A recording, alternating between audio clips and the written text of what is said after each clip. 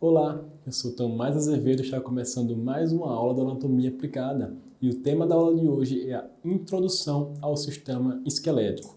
Logo de cara já adianto que essa é só uma aula introdutória, obviamente. Existirá uma aula aqui no bloco, aqui no nosso curso, sobre o esqueleto axial, outra aula sobre o esqueleto apendicular dos membros superiores e outra aula sobre o esqueleto apendicular dos membros inferiores, ok?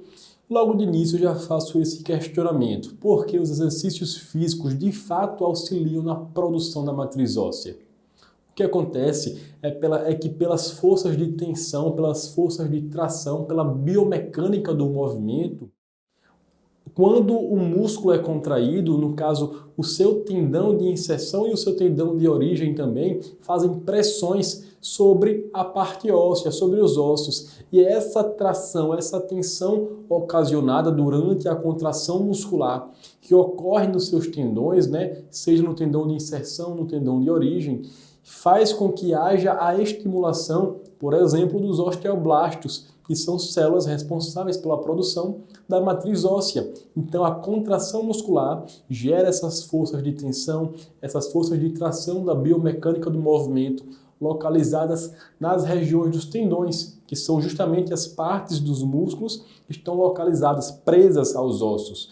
E aí essa tração que ocorre nessa região de tendão e osso faz com que haja uma ativação dos osteoblastos e, consequentemente, uma produção de matriz óssea, deixando os nossos ossos mais fortes, mais vivos para poder aguentar as nossas atividades do dia a dia. Então, é por isso que os exercícios físicos de fato auxiliam na produção da matriz óssea. Em relação às funções do nosso sistema esquelético, nós temos a função de sustentação, de poder manter uma postura, seja em pé, em decúbito dorsal, decúbito lateral, decúbito ventral, sentado, e manter posições, e sustentar os nossos órgãos, sustentar o nosso corpo por inteiro. Essa é uma função no nosso sistema esquelético. Além disso, tem-se a função de proteção, a própria caixa torácica com os ossos, as costelas, o externo, as vértebras torácicas, atuando na proteção dos órgãos intratorácicos, a nossa cabeça óssea atuando na proteção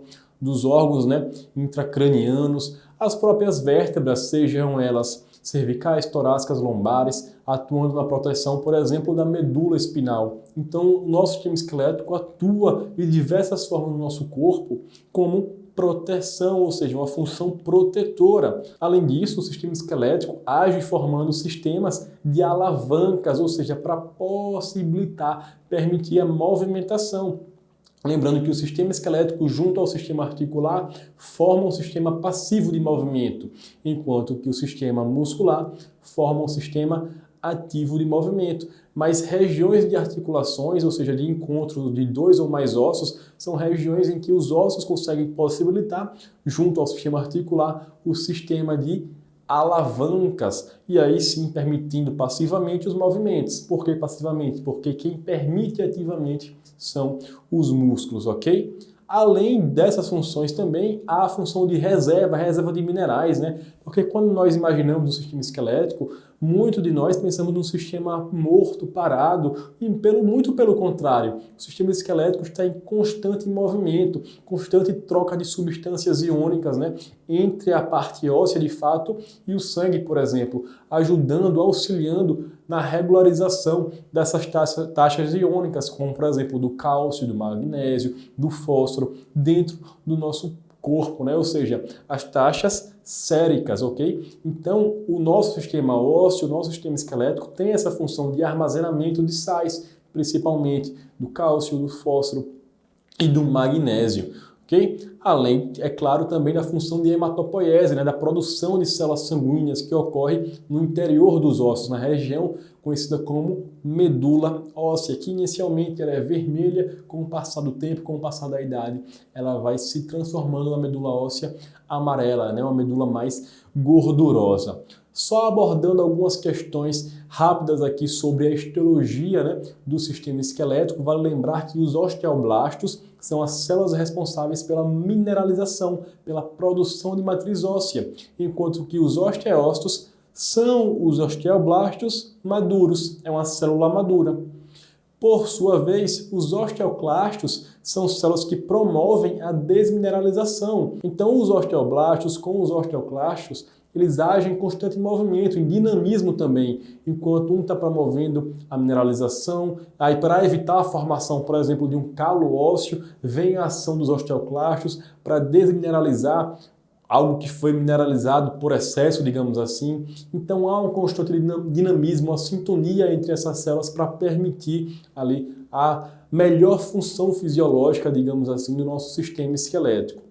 A matriz orgânica do nosso sistema esquelético é feita principalmente por fibras do tecido colágeno, enquanto que a matriz inorgânica, que dá aquela parte rígida, aquela parte dura, é feita principalmente pela hidroxiapatita. Essa parte orgânica pelo colágeno dá essa certa mobilidade óssea, ok? Como se fosse um galho verde de uma árvore, enquanto que a hidroxiapatita dá a dureza, a consistência dos nossos ossos, certo? E existem dois principais tipos de ossos no sistema esquelético. O mais externo é o osso compacto, como vocês podem ver aqui na imagem ao meu lado. E mais internamente há o osso esponjoso. Então, o externo é o compacto, onde as lâminas ali do tecido ósseo estão bem aderidas, formando um tecido ósseo bem denso. E o esponjoso, que é algo mais interno, é cheio de trabéculas, cheio de espaços, por onde, por exemplo, circulam, parte do sangue, aí, parte da matriz óssea, parte também da medula óssea, ok? É no osso esponjoso, esse osso que é mais interno e cheio de trabéculas, cheio de espaçamentos entre si, certo? E existe a grande classificação óssea. Por exemplo, os ossos podem ser classificados com a nomenclatura de ossos longos. O que são ossos longos? São aqueles que possuem o seu comprimento maior do que a sua espessura e também maior do que a largura, como por exemplo o osso do braço, o húmero, os ossos do antebraço, rádio e una, o osso da coxa, o fêmur, os ossos da perna, tíbia e fíbula, além dos metacarpos, metatarsos também lá no pé e das falanges. Todos esses ossos são ossos ditos como longos. Por quê? Porque possuem o seu comprimento maior do que a sua largura e do que a sua espessura. Lembrando que os ossos que são ossos longos, eles possuem canal medular. O que é isso? No seu interior existe um espaço, um orifício tubular, chamado de canal medular. E é dentro desse espaço que nós encontramos a medula óssea, ok? Então os ossos longos são ditos assim, além de terem o seu comprimento maior do que a largura e que a espessura, porque também eles possuem no seu interior canal medular. Então, húmero, rádio, una, fêmur, tíbia, fíbula, as falanges das mãos e dos pés, os metacarpos e os metatarsos, todos esses ossos possuem canal medular. E quais são as regiões de um osso longo? Nós encontramos nas extremidades as epífises.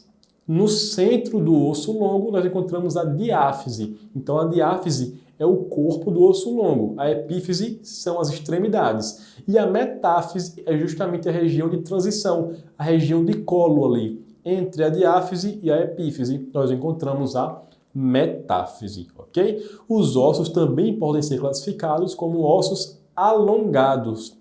Eles são bem similares aos ossos longos, ou seja, possuem um comprimento maior do que a largura e maior do que a espessura. A única diferença dos ossos alongados para os ossos longos são que eles não possuem canal medular. Então, no seu interior não há um espaço onde possui a medula óssea. Não, esses ossos alongados não possuem canal medular. Quais são os exemplos dos ossos alongados do nosso corpo? Os 12 pares de costelas, ou seja, as nossas costelas são ossos alongados porque não possuem canal medular, e as nossas clavículas também são ossos alongados. Costelas e clavículas, ossos alongados, porque não possuem canal medular. E óbvio que possuem um comprimento maior do que a largura e maior do que a espessura. E vão ter as mesmas regiões de diáfise, metáfise e as epífises, ok? Os ossos podem ser classificados como curtos também, que são ossos que possuem dimensões equivalentes, ou seja, o seu comprimento equivale à sua largura, que também equivale à sua espessura. Como, por exemplo, nós temos os ossos do carpo, do punho e os ossos do tarso, lá da parte do pé. Esses ossos do carpo e do tarso são ossos curtos, possuem as suas dimensões equivalentes.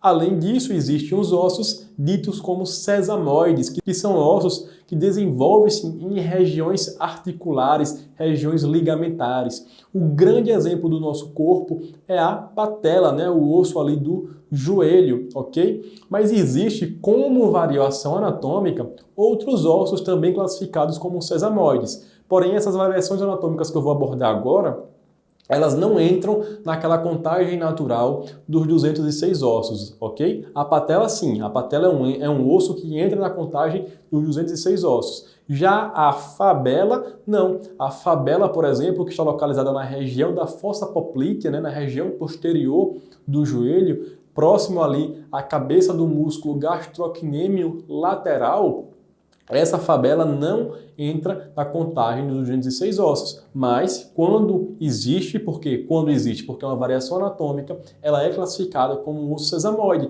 porque se desenvolve em regiões articulares. Lembrando que alguns autores podem classificar, por exemplo, a patela como um osso curto, mas a grande maioria dos autores fazem essa subclassificação, ou seja, criam essa classificação dos ossos sesamoides, que são justamente esses ossos que se desenvolvem em regiões articulares. Mas aí fica como uma subclassificação dos ossos curtos, porque elas possuem, esses ossos, né, possuem as suas dimensões equivalentes, assim como os ossos curtos. E eles vão se desenvolver em regiões articulares. Como variação anatômica, nós temos a fabela, aí apontado pela seta em vermelho, é uma variação anatômica, ok? Vai se desenvolver lá na região da fossa poplítea, próximo à cabeça lateral do músculo gastrocnêmio, certo?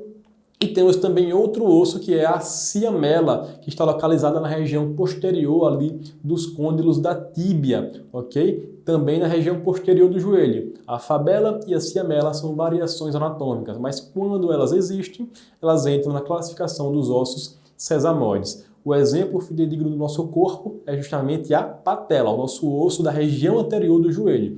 Esse sim não é variação anatômica, né? E entra na classificação dos 206 ossos, sendo classificado como osso sesamoide. Os ossos podem ainda ser classificados como ossos planos ou ossos chatos, achatados, que são ossos que possuem o seu comprimento igual, equivalente à sua largura, sendo maior do que a sua espessura. São ossos finos, porém compridos e largos, como por exemplo o osso externo, né, que é dividido em manúbrio, o corpo e o processo xifoide. A própria escápula também é classificada como osso plano. O sacro, o cóccix também classificados como ossos planos. E alguns ossos do nosso crânio, né, como por exemplo o osso frontal, os ossos parietais, o osso occipital, os ossos nasais, os ossos palatinos também. Então existem alguns ossos do nosso crânio, os ossos lacrimais, que são classificados como ossos planos, ok? Possuem o comprimento igual à largura, sendo maior do que a sua espessura. E existem também alguns ossos que são classificados como ossos irregulares, porque são ossos que não se enquadram em nenhuma classificação que nós acabamos de estudar. Eles simplesmente têm uma conformação totalmente diferente de relação aos outros, como o próprio osso hioide, né, o osso do estrangulamento, localizado aqui no pescoço, que tem um corno maior, um corno menor do osso hioide e o corpo do osso hioide. Os ossículos da audição, o estribo, o martelo e a bigorna, são ossos também ditos como irregulares. As vértebras cervicais, torácicas e lombares, elas têm a sua conformação única, não se assemelha com nenhum outro osso do corpo humano, então são ditos como ossos irregulares. Os ossos do quadril, né, que é subdividido em ilho, isco e pubis, também são ossos irregulares. E alguns ossos do crânio, como o esfenoide, etimoide, o zigomático, o osso temporal, também são ossos ditos como irregulares. Por quê? Porque eles não se enquadram em nenhuma classificação já previamente estudada. E os ossos podem ainda ser subclassificados como ossos pneumáticos. São ossos que estão, em sua totalidade, encontrados no nosso crânio. Como assim pneumáticos? São ossos que contêm seios. O que são seios? São cavidades que contêm ar. Então são ossos que dentro de si, entre as suas camadas, entre as díploes, né, que são as camadas ósseas, existe um espaço como se o osso fosse oco.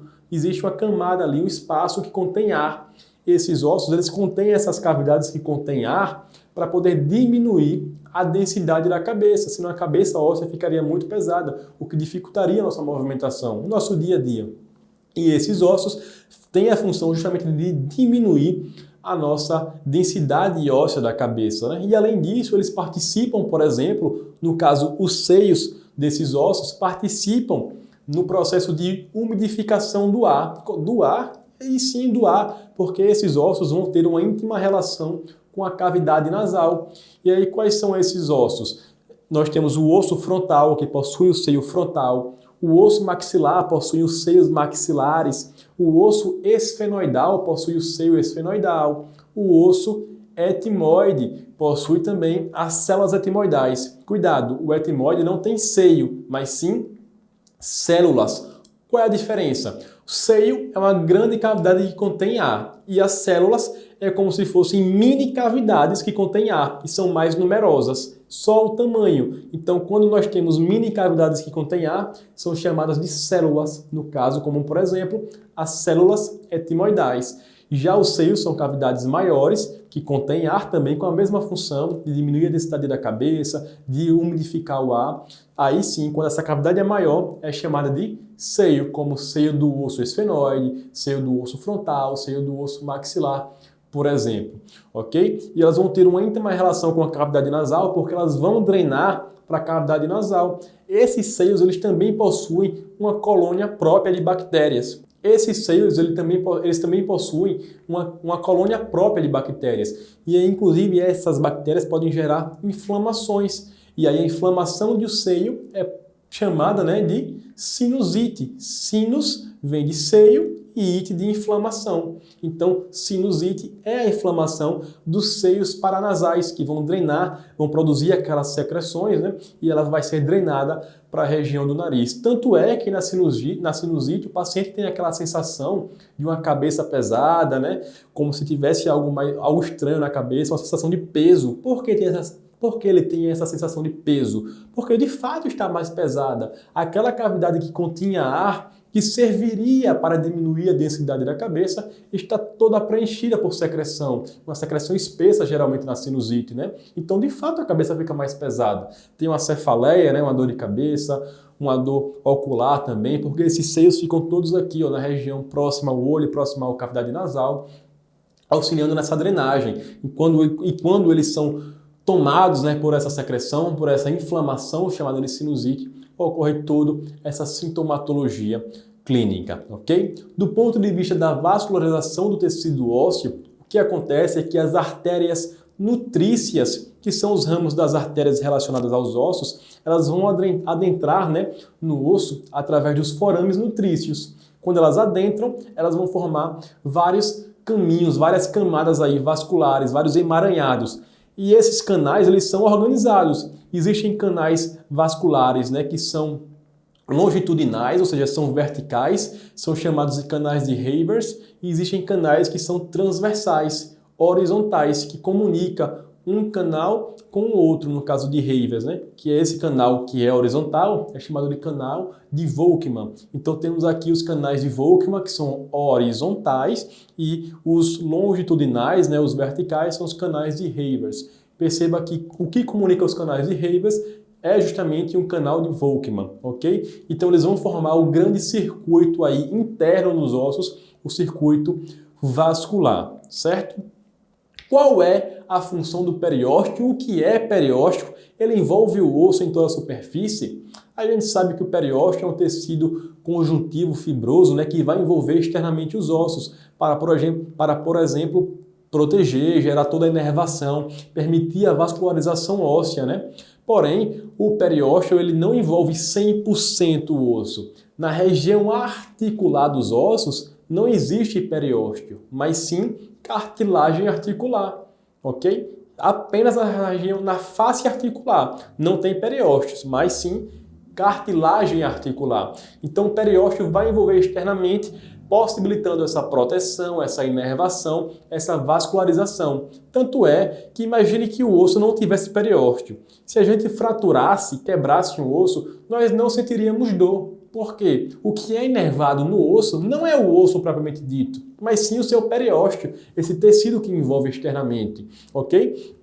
Então, quando a gente leva uma queda, sofre uma fratura, por exemplo, do antebraço, de algum osso do antebraço, a gente sente muita dor. E essa dor aconteceu porque ocorreu um trauma no periósteo desse osso, seja ele o rádio ou a una, por exemplo, certo? Então o periósteo tem essa função de proteção. Quando a gente bate muito forte, sente aquela dor, o periósteo já está lhe avisando. Ó, calma, sai desse lugar, para de levar esse trauma aí, e a coisa vai complicar. Ele tem essa função de proteção, ok? E vale lembrar que ainda existe um revestimento interno também, como se fosse um periósteo interno, dentro do canal medular, principalmente dos ossos longos, né? E esse revestimento interno é feito pelo endósteo, que tem praticamente a mesma função do periósteo. O que muda é a localização. O periósteo está externamente ao osso e o endósteo está internamente. Lembrando que o periósteo não reveste a face articular. Na face articular, nós encontraremos a cartilagem articular. Por fim, vale lembrar que o esqueleto, nosso sistema esquelético, é subdividido em esqueleto axial, que é aquele que está no eixo do nosso corpo, no centro do nosso corpo, no caso, os ossos da cabeça, os ossos das nossas vértebras, né? O sacro, o cóccix, as nossas costelas, o externo com o manúbrio, o corpo e o processo tifoide, e o osso hioide, ou seja, os ossos do centro. Esses fazem parte do esqueleto axial. Repetindo, todos os ossos da nossa cabeça óssea, todos os ossos das nossas vértebras, incluindo sacro e cóccix, as nossas costelas, o osso externo e o osso hioide, o osso do pescoço. São ossos do esqueleto axial. E o esqueleto apendicular são os pêndulos que estão associados a esse esqueleto axial. Existe o esqueleto apendicular do membro superior, no caso, clavículas, escápulas, húmero, rádio, una, os ossos do carpo, os metacarpos e as falanges. E existem também o esqueleto apendicular dos membros inferiores, os ossos do quadril, o fêmur, a patela, tíbia, fíbula, os ossos do tarso, os metatarsos e as falanges. Todos esses compõem o esqueleto apendicular do membro inferior, ok? Lembrando que nós teremos uma aula específica só sobre os ossos do esqueleto axial, abordando inclusive seus acidentes anatômicos, sua nomenclatura. E teremos uma aula também sobre o esqueleto apendicular do membro superior e o esqueleto apendicular do membro inferior, abordando todas as regiões desses ossos, a nomenclatura e seus acidentes anatômicos. Então, essa aula foi a nossa aula sobre a introdução do sistema esquelético. Espero que tenham gostado e até o próximo encontro.